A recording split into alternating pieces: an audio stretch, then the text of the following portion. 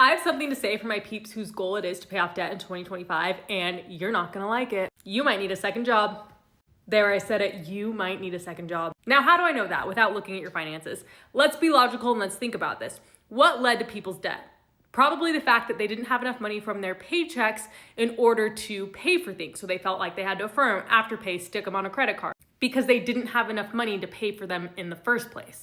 And then eventually it gets to a point where you're no longer able to cut back. You can't cut back on things because you overspent to a point that you can't live like this anymore. So when you go to review your finances to be like, where can I cut back? Or how much money can I pay towards my debt? You might find, unfortunately, you might find out by doing your budget, there actually is no money. And that's how we got into debt in the first place, because there was no money from our paycheck.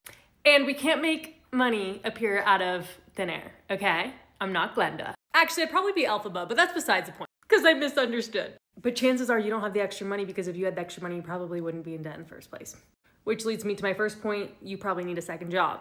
And you would probably be shocked at how many conversations that I have with people where I go through their finances and there's actually no money left over. Like no money for them. In fact, they are spending more money than they're making. And I'm like, we need to find a way to increase our income, which probably includes a second job. And they're like, oh, I'm not doing that. And I'm like, okay, well then you're not getting out of debt. And they're like, oh yes, I am. And I have to sit there and be like, no, mathematically, unless you bring in more money or get a second job, you're genuinely not getting out of debt. In fact, you're getting into more debt. And they're like, yeah, no, I'm not doing that. Then guess who doesn't want to get out of debt that badly? If it's something you truly want, and trust me, getting out of debt is the hardest thing I've ever done. Actually, maybe becoming a loan originator is the hardest thing I've ever done.